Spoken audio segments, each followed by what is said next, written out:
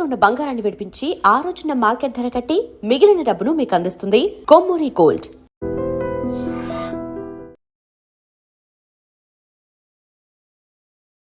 నమస్కారం, welcome to I dream. ధర్మ మార్గం విత్ విజిత కార్యక్రమానికి స్వాగతం.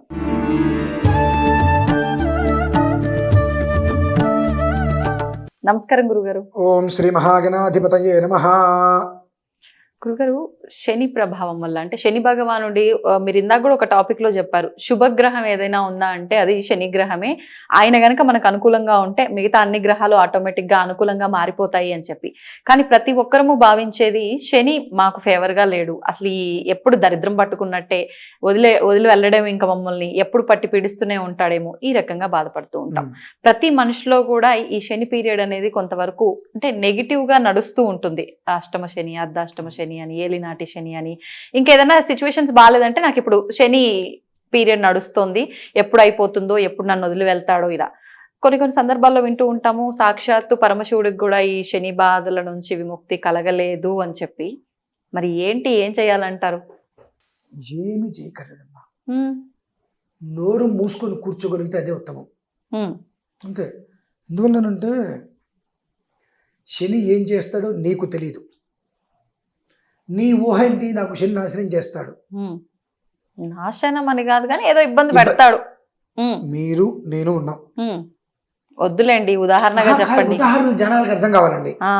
మీరు నేను ఉన్నాం, నేనేదో మిమ్మల్ని ఇబ్బంది పెడతాను అని ఉంది అంటే మీ దృష్టిలో నేను ఇబ్బంది పెడతాను ఉంది కాబట్టి నేను ఏది మాట్లాడినా మీకు కష్టంగానే ఉంటుంది. ఇది వాస్తవం. వాస్తవం, అది వాస్తవం గురువు గారు. అంటే దేనికి సంబంధించి వాస్తవం? చాలా మందిలో రెగ్యులర్ గా ఇది చాలా మందికి అనిపిస్తుంది, ఇది నిజమే కదా. ఎందుకంటే ఒక ఇద్దరు వ్యక్తులు ఉన్నారు అని అంటే వాళ్ళ విషయంలో మనం నెగిటివ్ గా ఉంటే వాళ్ళు మనకి ఎంత ఫేవర్ చేయాలని చూసినా అది మనకు నెగిటివ్ గానే కనిపిస్తుంది. అంటే అక్కడ తప్పెవరిది? చూసే చూపు. అంటే మనం నెగిటివ్ గా ఆలోచిస్తే ఎంతసేపటికి మనకు ఎంత చేసినా ఎండ్ ఆఫ్ డే మనం చూసేది నెగిటివ్ వే.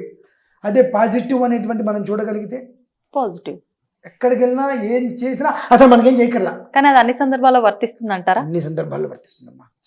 ఎందువల్లనంటే యతో ధర్మస్తతో జయ. మనం ధర్మాన్ని పాటిస్తున్నాము అంటే తాత్కాలికంగా ఇవాళ మనకు దెబ్బలు తగిలిచ్చేమో, ధర్మం ఖచ్చితంగా నిలబడుతుంది. నేను చాలా విషయాలు దాన్ని నేను చూశాను. ఇదే శని విషయంలో కూడా క్రితం సంవత్సరం ఏలినాటి శని స్టార్ట్ అయింది. ఆ ఏలినాటి శని స్టార్ట్ అయినప్పుడు చాలా మంది, అన్నయ్య గారు మీకు మీ రాశికి ఏలినాటి శని వచ్చింది కదండి, ఇక మీ కష్టాలు తప్పవు కదండి అన్నారు. అలానా? నేను ఆయన ఎప్పుడు నన్ను కష్టపెట్టే వ్యక్తిలా చూడాల. శని అని అంటే కర్మని తీసేటువంటి వాడు, పీడ కాదు, పిశాచము కాదు, మనకుండేటువంటి కర్మల్ని తీసేసేటువంటి వాడు. అనగా ధర్మం, కేవలం ధర్మానికి కట్టుబడి ఉంటాడు శని. నువ్వు ధర్మంగా ఉన్నావా, అసలు ఊహకందని స్థితిలో కూర్చోబెడతాడు. నువ్వు అధర్మంగా, కొంతమంది అంటారు, నాకు అనిపిస్తుంది నాలిక బయటికి లాగి కోసేద్దాం అనిపిస్తుందండి. ఎందుకంటే రామేశ్వరం వెళ్ళినా శనేశ్వరం మొదలు అసలు నీకేం చేశాడు ఆయన? నువ్వు ఇవాళ కట్టుకొని బట్టలు ఉండి కడుపుకి అన్నం తింటూ ఒక ఇంట్లో కొద్దో గొప్ప ఉంటావు, ఆయన అనుగ్రహమే. ఆయన నువ్వు చులకనగా చూడటం వలన, తోలనాటం వలన నువ్వు ఎంత కష్టాలు పడుతున్నావు. అందుకని ఇప్పుడు వినోద్ గారు కావచ్చు, శంకర్ కావచ్చు, ఎవరైనా సరే అంటే ఎదుటి మనిషితోటి మనకు ఏదైనా సమస్య ఉంటుంది నెగిటివ్గా ఆలోచిస్తే నేను ఏం చేసినా వాళ్ళు నన్ను నెగిటివ్గానే చూస్తారుగా. అదే ఒక్కసారి పాజిటివ్గా మనం చూడటం మొదలు పెడితే, ఏమన్నా నా శంకరే గాంధీ నన్ను, ఇప్పుడు మా నాన్నని తిట్టాడు అనుకోండి, ఓకే తిట్టింది మా నాన్నే కదా అనుకుంటే ఓకే, నన్ను తిడతావు అనుకుంటే నాన్న అయితేయే, కొడుకు అయితేయే. ఆ తత్వం అనేటువంటిది మనకు రావాలి ముందు ప్రధానంగా. అంటే మనిషి మీదే ఈ తత్వం మనకు ఉంటే అది మనకు అలానే బింబ ప్రతిబింబం అంటారు కదా, మనకు వస్తుంది అన్నప్పుడు భగవంతుని మనం తోలనాడితే మనకు అది రిఫ్లెక్షన్ రాదా? వస్తుంది. సూర్యుడు ఉన్నాడు, ఇలా డైరెక్ట్గా చూస్తే కళ్ళు దెబ్బపోతాయి. దేవుడు కనిపిస్తాడా అంటారు. 2 నిమిషాలు సూర్యుడిని చూడవయ్యా అంటే సూర్యుని అలా చూసిన తర్వాత పక్కకు చూస్తే మొత్తం చీకటి అయిపోతుంది, ఏం కనిపించదు. అదే కొన్ని గ్లాసెస్ ఉంటాయి, ఆ గ్లాసెస్తో పెట్టుకొని చూస్తే ఏమీ కాదు. అంటే ప్రతిదానికి కూడా ఒక అర్థము పరమార్థము ఉంటుంది. నువ్వు చేసే క్రియ ప్రక్రియ ఎలా ఉందో నీకు వచ్చే ఫలితం కూడా అలానే ఉంటుంది. నువ్వు ఇది కరెక్ట్. ఇందాక మీరు అడిగారు Hmm. ఎప్పుడు ఒకే రకంగా ఉంటుంటే ఆ మనిషి తత్వం అనేటువంటి విషయం కూడా మనం గమనించాలి. ఆ మనిషి స్వభావం అంటే అవసరానికి తగ్గట్టుగా ఉన్నాడా, లేదు అవసరం ఉన్నా లేకపోయినా ఒకే రకంగా ఉంటున్నాడా, ఆ స్వభావం అనేటువంటి మనం గుర్తించాలి. ఎంతకాలం పడుతుందని గుర్తించడానికి? 10 ఏళ్ళు అయితే పట్టదుగా. పడుతుందా? 10 ఏళ్ళు అయితే పట్టదు. అంటే మనిషి మనతో అవసరం ఉన్నా లేకపోయినా మనం ఫోన్ చేశాము అంటే అందుబాటులో ఉంటాడు అంటే మనకు ఒక రెస్పెక్ట్ ఇస్తున్నట్టే. అంతే, అంటే 1-2 సిచ్యువేషన్లలో అర్థమైపోతుంది. మనకు ఒక రెస్పెక్ట్ ఇస్తున్నట్టే. సో మనకు ఒక మనిషి రెస్పెక్ట్ ఇస్తున్నాడు అన్నప్పుడు ఆ మనిషి మనం తిరిగి రెస్పెక్ట్ ఇవ్వకపోతే ఆయన అతను అలానే ఉంటాడు అంటే నీ రెస్పెక్ట్తో నాకు సంబంధమే ఉంది. రెస్పెక్ట్ కోరుకుంటున్నాడు అనుకోండి ఒక రకంగా, ఓకే, అప్పుడు మనం ఆలోచించాలి. సో భగవంతుడు ఏమంటున్నాడు, అరే నేను నీకు అందుబాటులో ఉన్నా, నీకు అందుబాటులో ఉన్నప్పుడు శని పీడ శని పిశాచం ఎందుకు అనుకుంటున్నావు నువ్వు? నీ జీవితాన్ని బాగు చేయడానికే నేను నిలబడి ఉన్నా. ఆరాధన చేసుకో, నమస్కారం చేసుకో, లేదు తిట్టడం మాని. అంటే మన పూర్వీకులు నోరా వీపుకు చేయడు అని అంటుంటారు. మనం మాట్లాడే మాటకు వీపు దెబ్బలు పడుతుంటాయని చెప్పి. అంటే కేవలం కూడా దోషాలలో పాపాలలో వికృతమైనటువంటి విశేషమైన పాపం ఏంటో తెలుసా అండి? చెప్పండి. ఏది పడితే అది మాట్లాడడమా? వాగ్దోషమే. వాగ్భూషణం భూషణం, వాగ్దోషం దోషం. అంటే నోటి నుంచి వచ్చేటువంటి మాటే అమృతమే అవుతుంది, మాటే విషం కూడా అవుతుంది. అంతే. నోటి నుంచి వచ్చే మాట అమృతము అవుతుంది, అదే మాట విషం కూడా అవుతుంది. కాబట్టి ఆ ఒక్క మాట్లాడేటువంటి స్థితి. అందుకని అంటారు కోపంలో ఏమి అంటే కోపంలో మాట అనకు, ఆనందంతో మాట ఇవ్వకు. అర్థమైందండి? అర్థమైంది. కోపంలో మాట, ఆవేశంలో ఉన్నప్పుడు ఆనందంలో ఉన్నప్పుడు మాట ఇవ్వకూడదు అని. కోపంలో మాట అనకూడదు, ఆనందంలో మాట ఇవ్వకూడదు. నువ్వు ప్రశాంతంగా ఉన్నావు, నీ మెంటల్ బ్యాలెన్స్ కరెక్ట్గా ఉంది అన్నప్పుడు అక్కడ వాతావరణం ప్రశాంతం, నీ ఆనందంతో సంబంధం కదా. వాతావరణం ప్రశాంతంగా ఉన్నప్పుడు నువ్వు ఏదైనా అంటే ఒక వరం ఇవ్వు, అది ఇబ్బంది ఉండదు, ఒక మాట ఇచ్చే. కానీ ఏ పరిస్థితులలో కూడా కోపంలో ఉన్నప్పుడు ఒక మాట అంటే అది ఏమవుతుంది అంటే, నేనేమంటాను, నువ్వు అనేటువంటి మాట సూదిలాగా కుట్టుకుంటూ వెళ్ళాలి. సూది పని ఏంటండి? కలపటం. మామూలుగా ఒక వస్త్రాన్ని మీరు ఇలా చించి చిరుగుతుంది, దాన్ని చక్కగా కొట్టండి, 2-3 రోజులు చిరుగుతుందా?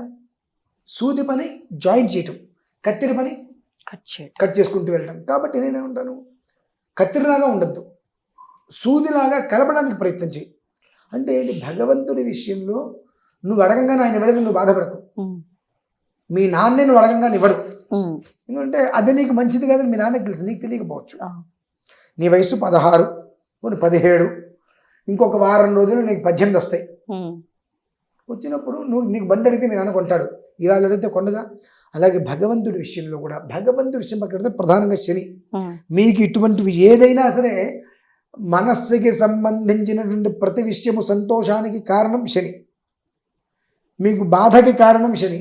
అదేంటండి అంటే మనం ఊరికే శని పెట్టినట్టు పెట్టారు నాకు, మనకు ఏమి లేదు, శని మన జోలికి రాలే, ఏం చేయాల, కానీ వాడు నాకు శని పెట్టినట్టు పెట్టాడు, అసలు శనిలాగా పట్టి పీడిస్తున్నాడు. మనమే ఒక మనిషిని తింటే ఊరుకుంటామండి, మరి ఆయన ఎట్లా ఊరుకుంటాడు? ఆయన అందులో ధర్మాత్ముడు అండి. నిజంగా మీరు నమ్మినా నమ్మకపోయినా ఏలినాటి శనో ఇటువంటిది ఏదైనా వచ్చి వీడి మనిషి నాశనం అని అంటుంటారు కదా, ఆ సమయంలో ఆయనకు నమస్కారం చేసిన ఆయన అందరూ అన్ని రకాలుగా అంటున్నారు, నేను ఏం తీసుకోవాలో తెలియట్లా, కానీ నేను మంచిగా నా జీవితానికి ఉద్ధరించేటువంటి వాడిగా నీకు నమస్కారం చేస్తున్నా అనుకోగలిగితే అంతకన్నా కావాల్సింది ఉందండి. ఆయన ధర్మంగా కాపాడేస్తాడు.